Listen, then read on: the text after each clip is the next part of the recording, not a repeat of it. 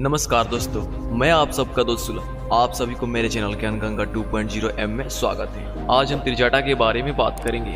आखिर त्रिजटा कौन थी और रामायण में उसकी क्या भूमिका थी। त्रिजटा रावण की नगरी की एक ऐसी राक्षसी थी जिसका जन्म तो राक्षस कुल में हुआ था, लेकिन हृदय उसका देवियों के समान था।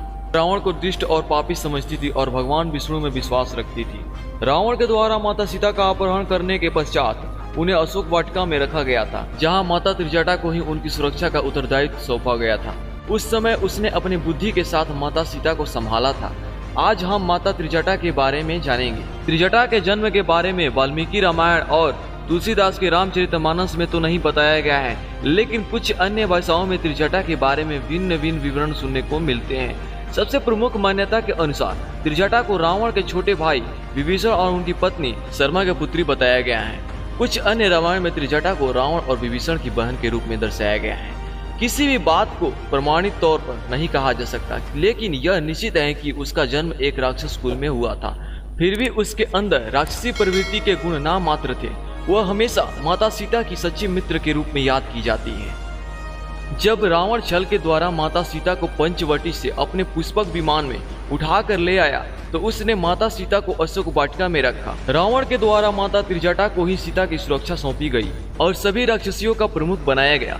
रामायण में त्रिजटा की भूमिका भी यहीं से शुरू हुई थी, जिसमें उन्होंने स्वयं के चरित्र को ऐसा दिखाया जिससे वह आम जनों के दिल में हमेशा के लिए बस गई। जब माता सीता रावण के द्वारा अपहरण कर लंका में लाई गई, तब वह अत्यंत विलाप कर रही थी। साथ ही अशोक वाटिका में अन्य राक्षसियों उन्हें तंग कर रही थी। यह देखकर त्रिजटा ने अपनी बुद्धिमानता से बाकी राक्षसियों को चुप करा दिया था। माता सीता को ढांढस बंधाया था। त्रिजटा के कारण ही माता सीता को उस राक्षसी नगरी में रहने की शक्ति मिली और उनका विलाप कम हुआ था।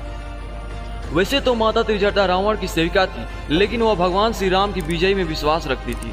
उसने अपने और माता सीता के बीच के संबंध को जगजाहिर नहीं होने दिया, किंतु हर पल वह माता सीता को हर महत्वपूर्ण जानकारी देती थी, जैसे कि लंका का दहन होना, समुद्र पर सेतु बनना, राम लक्ष्मण का सुरक्षित होना इत्यादि।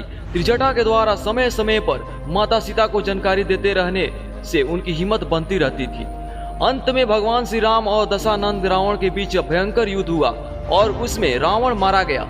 इसके पश्चात विभीषण को लंका का अधिपति बनाया गया और उन्होंने तुरंत माता सीता को मुक्त करने का आदेश जारी कर दिया। त्रिजटा माता सीता के जाने से तो दुखी थी, लेकिन प्रसन्न भी थी कि अब सब विपत्ति टल गई।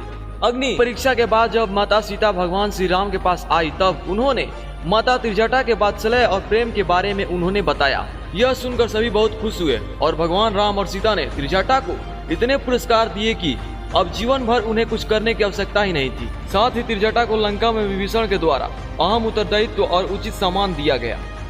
कुछ मान्यताओं के अनुसार माता त्रिजटा भगवान राम और सीता के साथ पुष्पक विमान में बैठकर अयोध्या भी आई थी और कुछ दिनों तक उनके साथ ही रही थी। दोस्तों, ये वीडियो आप लोगों को अच्छा लगा हो तो कृपया कमेंट सेक्शन में अपना राय दें और मेरे चैनल पर नए हैं तो कृपया मेरे चैनल को सब्सक्राइब कर दें, बेल आइकन को भी प्रेस कर दें, जिससे कि मेरे वीडियो का अगला नोटिफिकेशन अपडेट आप तक पहुंचता रहेगा। धन्यवाद।